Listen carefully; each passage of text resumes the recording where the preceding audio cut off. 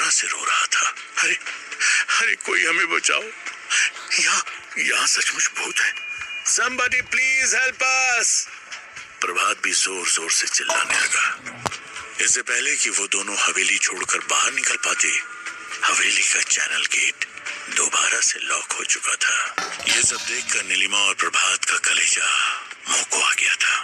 उनका गला सूख चुका था, वे पसीने से तरपतर हो चुके थे। तभी अचानक से ऐसा लगा जैसे किसी अदृश्य शक्ति ने उन्हें जोर से अंदर की तरफ घसीटा हो।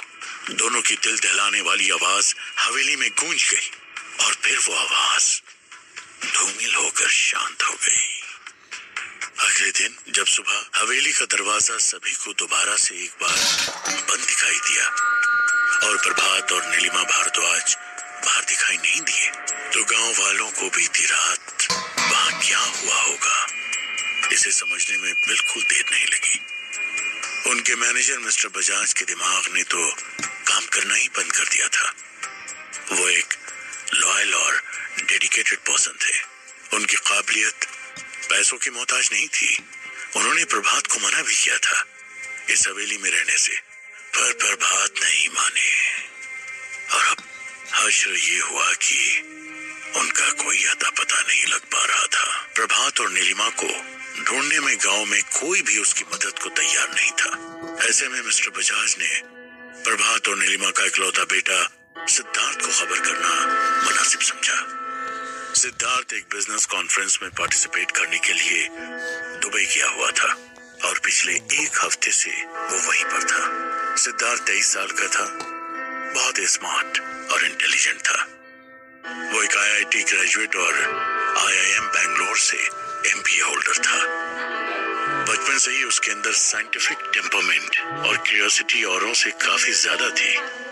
उसके पेरेंट्स हमेशा से ये चाहते थे कि उनका बेटा अपनी स्टडीज वर्ल्ड के टॉप इंस्टीट्यूशंस में कर सके और एक टॉप का बिजनेस टाइकून बन सके।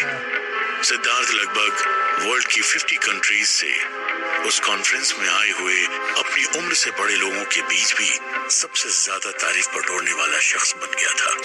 उसके रूरल डेवलपमेंट को लेकर प्रेजेंट किए गए इनोवेटिव बिजनेस आइडियाज को बहुत ज्यादा अप्रिशिएट किया जा रहा था। सिद्धार्थ की मीटिंग ओवर ही हुई थी कि तभी उसके पास मिस्टर बजाज का फोन आया।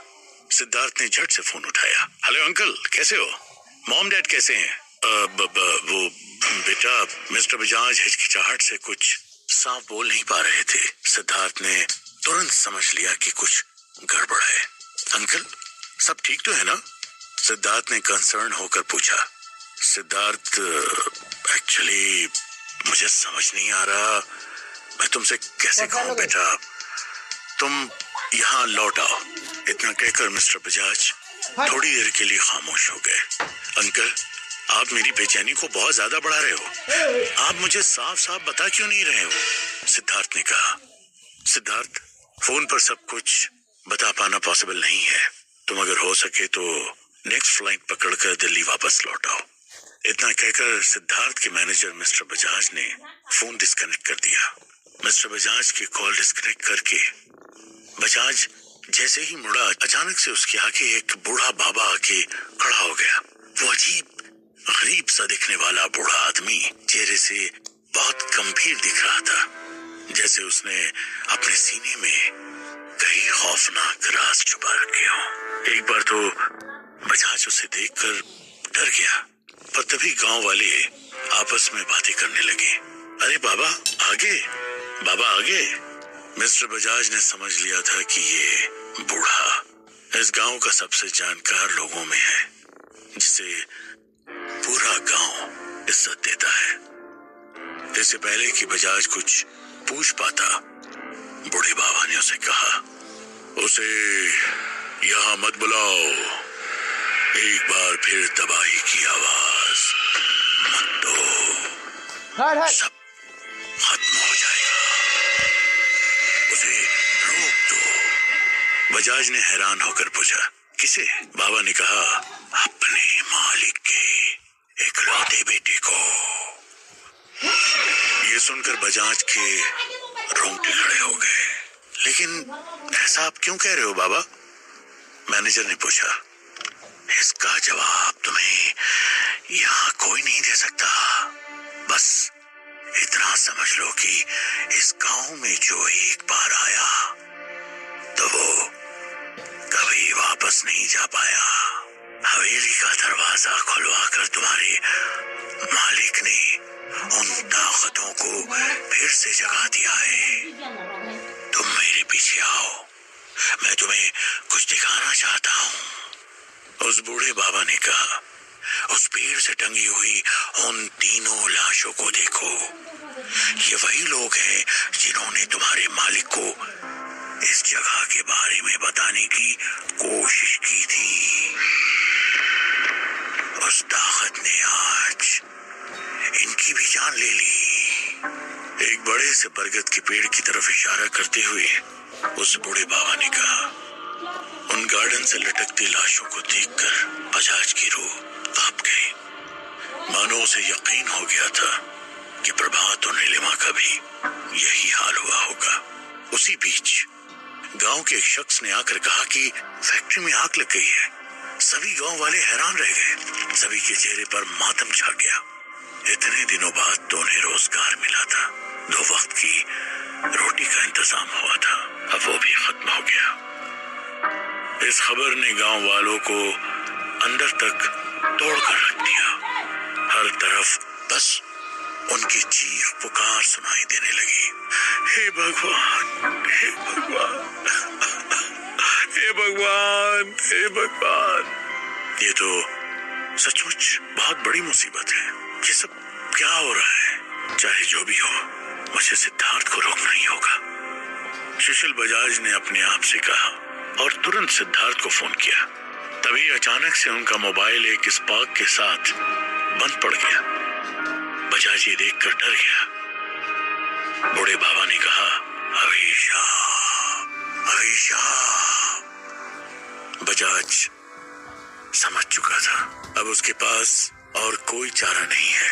सिद्धार्थ अगली फ्लाइट पकड़कर रात को भी दुबई से जयपुर आ जाएगा और कल सुबह तक गांव भी पहुंच जाएगा और उसके रोकने के लिए बजाज को गांव के बाहर जाना ही होगा। सुबह होते ही मिस्टर बजाज सिद्धार्थ को रोकने के लिए अपनी कार में निकल चुके थे।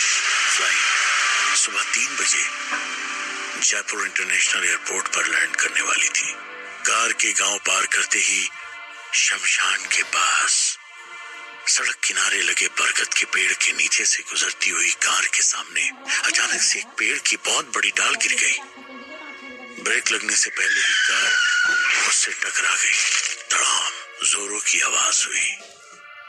मिस्टर बजाज का सिर कार की स्टीयरिंग से बहुत जोर से टकराया। उनके सिर से खून की धार निकलने लगी। कार के बाहर निकल पाना उनके लिए लगभग नामुमकिन हो गया था। उनकी आंखों के आगे अंधेरा छा रहा था।